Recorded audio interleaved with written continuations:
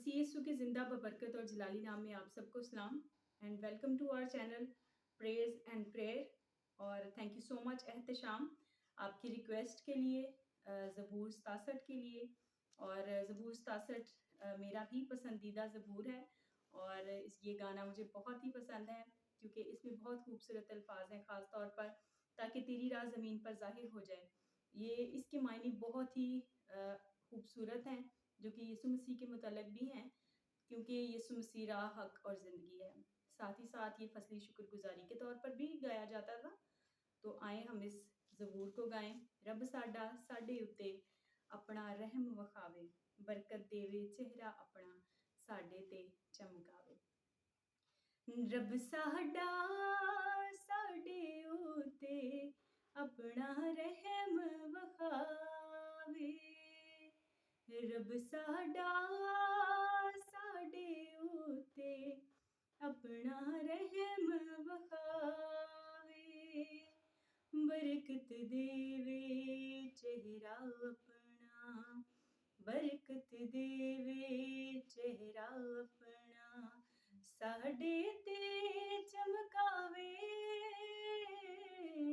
अपना रहम वखावे, रब साडा साडे उत्ते अपना रहम वखावे, तेरा राह इस धरती उत्ते, तेरा राह इस धरती उत्ते या रब जाता जावे, या रब जाता जावे, सब कौमां विच तेरी मुक्ति, सब कौमां विच तेरी मुक्ति साफ पछाणी जावे, साफ पछाणी जावे, रब साडा साडे उत्ते अपना रहम वखावे।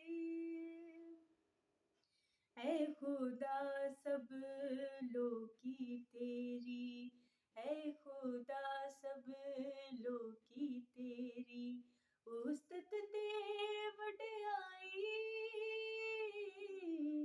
उस्तत ते वडियाई,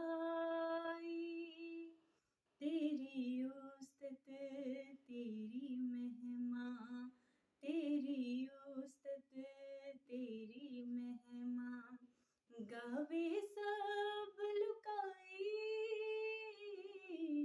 गावे सब लुकाई, रब साडा साडे उत्ते अपना रहम वखावे, क्यों जो लोकां दी अदालत, क्यों जो लोकां दी अदालत तुम्हें आप चुकावे,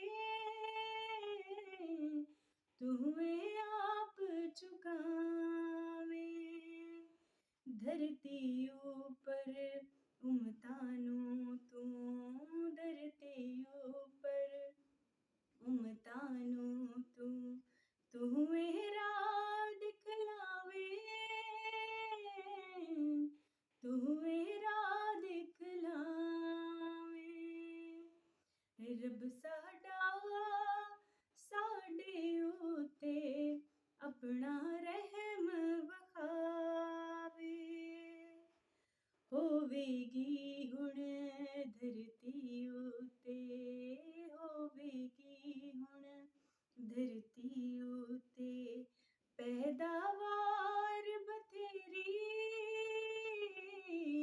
पैदावार बथेरी सानू देवेगा रब साडा, सानू देवेगा रब साडा बरकत आप घनेरी, बरकत आप घनेरी, रब साडा साडे उत्ते अपना रहम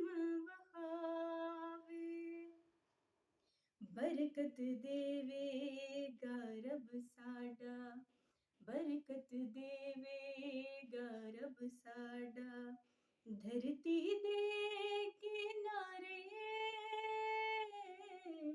धरती दे किनारे, कम बन गए सब लोग खुदा तो, कम बन गए सब लोग खुदा तो, मन्नण गे डर सारे,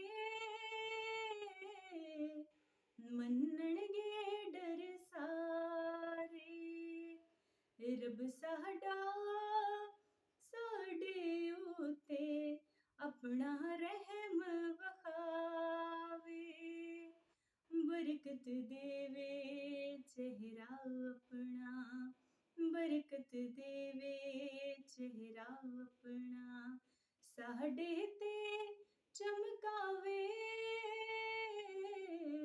अपना रहम वखावे, रब साडा साडे उते अपना रहम वखावे। बेशक खुदा की रहमत, उसका फ़ज़ल, उसका इत्मीनान आप सबों के साथ होता रहे और बेहद ही खूबसूरत ज़बूर है। आप इसको सुनें, इसको गाएँ, इसको पढ़ें तो खुदा की बरकत हमें मिलती है, खुदावंद के वादे हमें मिलते हैं और बेशक वो हमारे साथ है। जिस तौर पर वो बनी इसराइल के साथ था, उसका वादा है कि वो हम सब के साथ है। बस फ़क़्त हमें भी उस पर ईमान रखने की ज़रूरत है। तो खुदावंद इस गीत के वसीले आप सबको बरकत दे और आप सब अपनी ज़िंदगियों में खुश-ओ-खुर्रम रहें।